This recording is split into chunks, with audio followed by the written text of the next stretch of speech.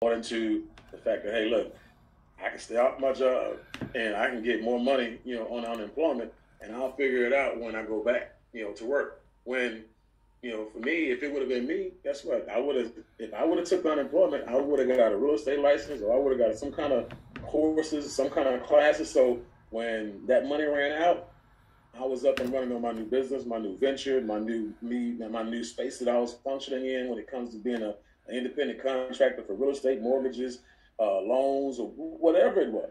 You know what I'm saying? That's, again, investments. When I came home from the military, I was on unemployment for about 3 months, 2 or 3 months. I don't know how long it was. All I know is I qualified for it. I took the money, I went to the auction and bought a car cash because I just wrecked my truck, got rear-ended. I bought real estate courses, and I got my real estate license and my first month apartment. And by the time all that money ran out, I was already making money in real estate, and I never looked back. Okay. Again, I know people who went and bought Jordans, rims for their cars, would have went to the club, would have took a vacation, and all that money would have been wasted. And again, a lot of people did exactly that when they got that money instead of putting that money to good use. So I'm just saying, like I said, when you talk about being addicted to failure, those are the things that you do when you're addicted to failure. You're addicted to failure because you blame others for your failures. That's number 3, right? You blame others for your failures. You choose to be the victim instead of taking responsibility. Instead of empowering yourself, saying it's my fault, you blame everybody else and everything else around you.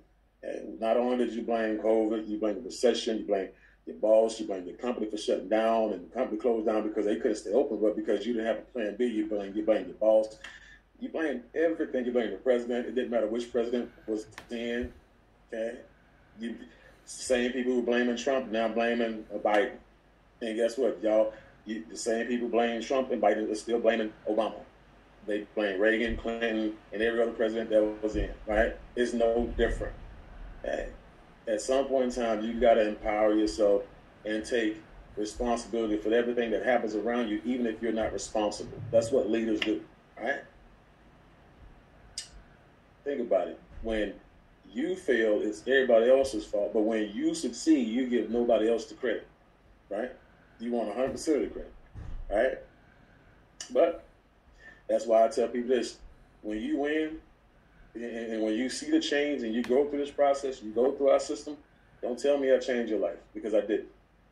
I just created an environment where you can make a decision to change your life. And when you change your life, that was an internal thing. If you give me credit for changing your life, then you can't change your life again until I change it again, right? And guess what? If you give me credit for changing your life, if something goes wrong with your life, guess what you're going to do? You're going to give me credit for what happened wrong in your life as well, right? And so I don't want the credit, right? I want you, to take the credit for everything good and everything bad. And when you do that, you'll have way more good than bad happen, okay? You also have way more people respect you. People look up to you, people respect you, people follow you. But if you're blaming everybody else, you'll never, ever be a leader, ever, okay? You're addicted to failure because you're afraid of making mistakes. You take no risk. You're the master of self-sabotaging. Like, literally, you will create reasons to not do what's required. You'll always come up with a reason on why you're not doing the things that you're supposed to do. When you're supposed to be on the phone, you'll find a reason to get on the phone, but you'll find a reason to get on the phone with somebody who has nothing to do with your agenda.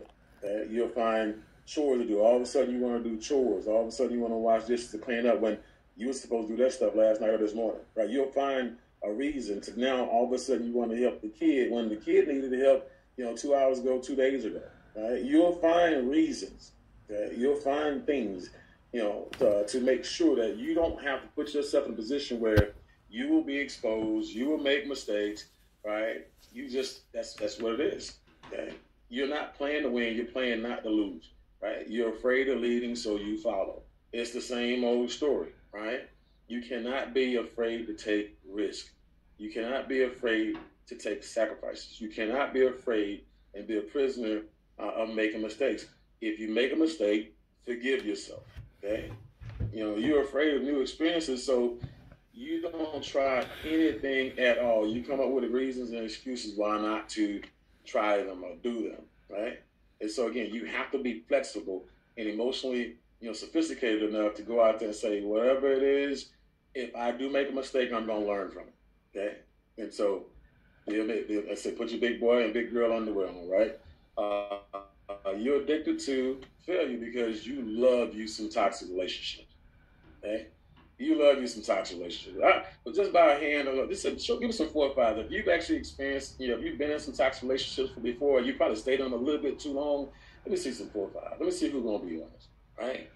Because we've all remember, even when you didn't know you were in a toxic relationship, at some point in time when you figured it out, you still stayed there because you were emotionally tied to it, or you didn't know how to sever yourself from the ties, or it was a part of your life cycle to where, you know what, now at least I know what this person's faults are. I know what my grievances are with them. I know what I don't like about them, but I don't want to start over in a new relationship and try to figure this thing out again. I know what the pros and cons are for this person. I'm going to accept their cons, even though they go against my principles and my philosophies. Right? So when you talk about love, use, and toxic relationships, you know, you fear building a new group, right? So you stay with the old group even when they are, even when they're not the group you're supposed to be in, right? We talk about you being the number one earner in your group. And I'm not talking about just your business group. I'm talking about your life group, right? Your life circle. And you stay in that group because, you really and truly don't understand that plateauing and not being able to stretch yourself is still toxicity, right? When you're not growing, you're dying. Dying is toxic, okay? When you're the smartest person in your group, you need to find another group, right? Me personally, the groups that I want to be in are the groups where I am the number 5 or number 6 money earner in the top 5 or 6. Because I can't learn anything from the people who are number 8, 9, and 10, right?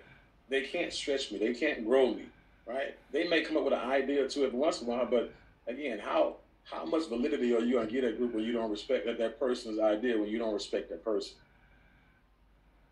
Okay? So, you know,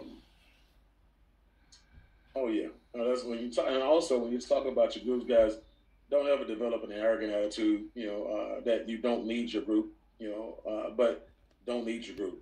Okay? Again, it's okay when you can count on certain people on your groups, but it's not fair for you to count on your group. It's not your group's business, right? You need to build new relationships. You need to build new groups because if you don't build new groups, what happens is that old group becomes toxic. That old group can put you in a position where they now start to resent you and you start to resent them. You put them in a position where now they feel like they are doing 100% of the work for you and you're using them to get paid on it. So you can now create a toxic environment. Okay?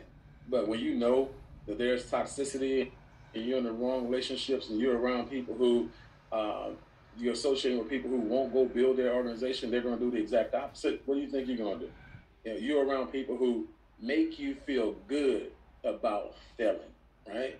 They don't stretch you. They're not going to challenge you, and they're not going to expose you, right? As a matter of fact, they're going to tell you that you shouldn't be doing this, or this is not right. This is not working. So why would you do that? Why would you do this? Right? They're going to come up with all the reasons, right, on why you should fail, and you're going to put one and one together, and you're going to come up with 2 when you shouldn't.